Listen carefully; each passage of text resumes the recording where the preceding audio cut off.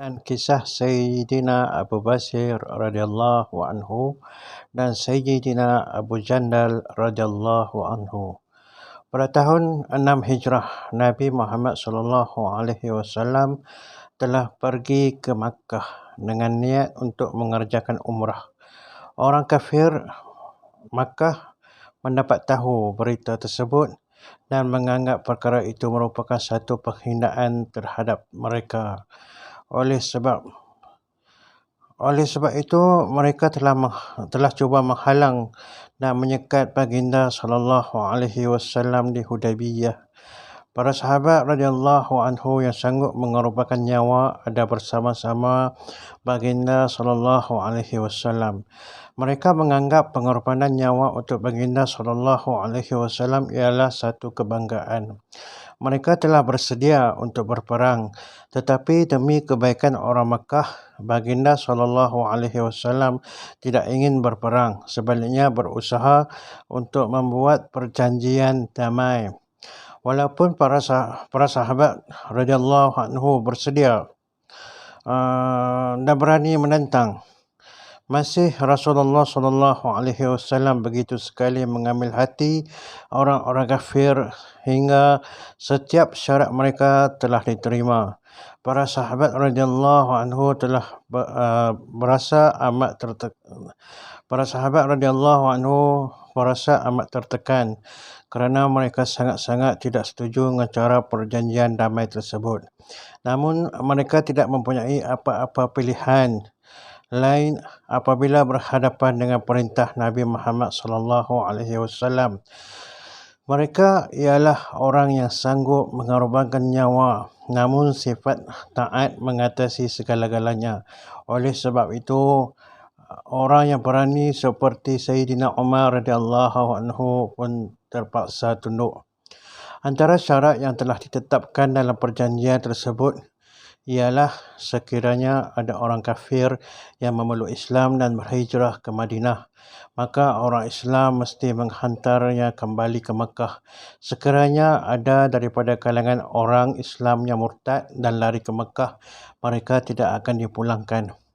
Sebelum perjanjian tersebut habis ditulis, Sayyidina Abu Jandal radhiyallahu anhu, seorang sahabat yang telah menanggung berbagai-bagai siksaan kerana memeluk Islam dan telah diikat dengan rantai, tiba-tiba datang dalam keadaan terjatuh-jatuh.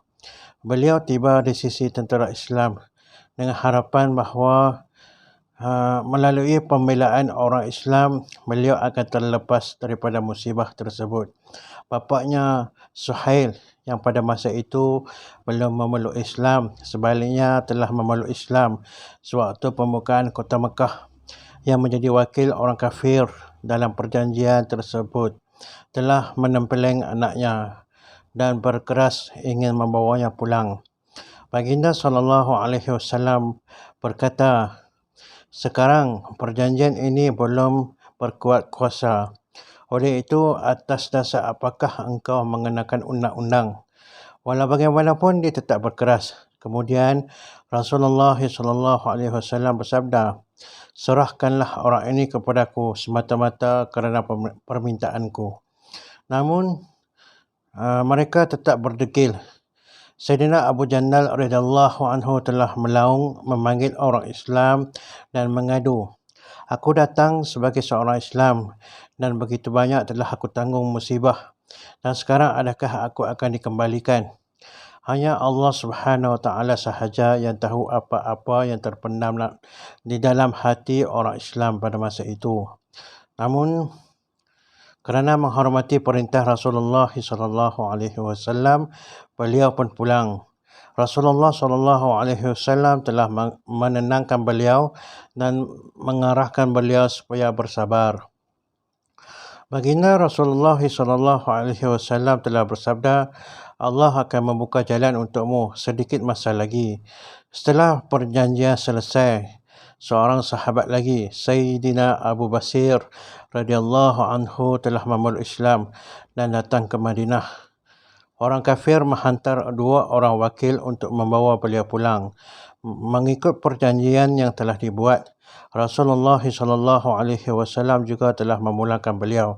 Sayyidina Abu Basir radhiyallahu anhu juga merayu, "Wahai Rasulullah, saya datang sebagai seorang Islam.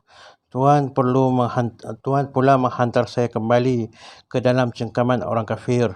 Rasulullah menyuruh beliau supaya bersabar dan bersabda, "Allah Subhanahu Wa Taala akan membuka jalan untukmu sedikit masa lagi."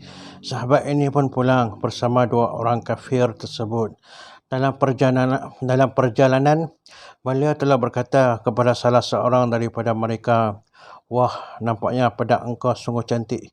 Biasanya orang yang bongkak akan berbangga dengan pujian yang sedikit.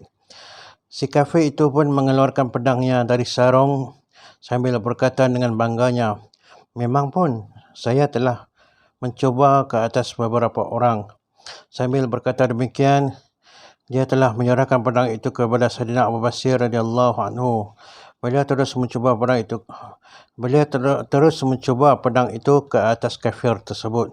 Teman si kafir yang melihat rakannya telah dibunuh, terus lari dari situ dan pergi ke Madinah sebelum tiba gilirannya untuk dibunuh.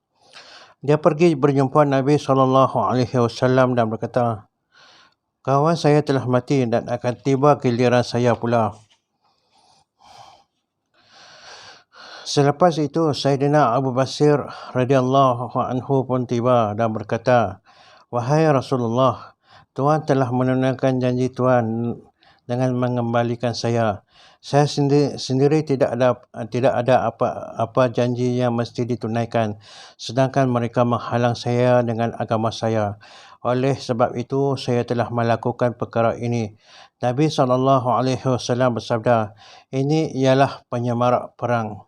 Alangkah baiknya jika ada sesiapa yang dapat menolong dan membantunya." Melalui kata-kata Nabi SAW tersebut, Sayyidina Abu Basir radhiyallahu anhu dapat memahami bahawa pada masa itu pun sekiranya ada orang kafir datang menuntut beliau, maka beliau akan diserahkan kepada orang itu. Oleh sebab itu, beliau telah bertolak dari situ dan pergi ke satu tempat di tepi pantai. Orang Makkah telah mengetahui hal tersebut. Maka Sayyidina Abu Jandal radhiyallahu anhu yang kisahnya telah diceritakan sebelum ini pun datang ke sana secara sembunyi. Selepas itu, sesiapa sahaja yang memeluk Islam telah pergi ke sana dan menyertai mereka. Dalam beberapa hari saja telah terbentuk satu jemaah yang kecil. Hanya Allah Subhanahu Wa Taala yang mengetahui apakah yang berlaku kepada mereka di padang pasir yang tidak mempunyai penduduk, kebun dan apa-apa kemudahan makanan. Walau bagaimanapun, sahabat-sahabat itu telah menyekat perjalanan para penzalim yang telah menyebabkan mereka lari dari Mekah. Mereka telah berlawan dan berperang dengan kafilah-kafilah yang lalu di sana. Hinggakan orang kafir telah menghantar utusan berjumpa Nabi SAW kerana merasa tertekan. Utusan itu datang merayu dengan penuh rendah diri kepada Nabi agar baginda SAW memanggil Sayyidina Abu Basir radhiyallahu anhu serta jemaahnya ke sisi baginda SAW. Demi kerana Allah dan demi persaudaraan orang Makkah kepada Nabi SAW. Dengan itu, mereka semua termasuk dalam perjanjian Hudaibiyah dan jalan perhubungan orang Makkah akan terbuka semula. Ditulis bahawa apabila surat keizinan Nabi SAW tiba kepada mereka, pada masa itu Sayyidina Abu Basir radhiyallahu anhu sedang mengalami sakit tenat. Beliau meninggal dunia dengan surat keizinan Nabi SAW berada di tangannya. Sekiranya seseorang itu teguh dalam agamanya dengan syarat agama itu pun ialah agama yang benar, sebesar-besar kuasa pun tidak boleh menggugat keagamaannya. Allah Subhanahu Wa Taala juga berjanji untuk menolong orang Islam dengan syarat bahawa dia ialah orang Islam yang sejati.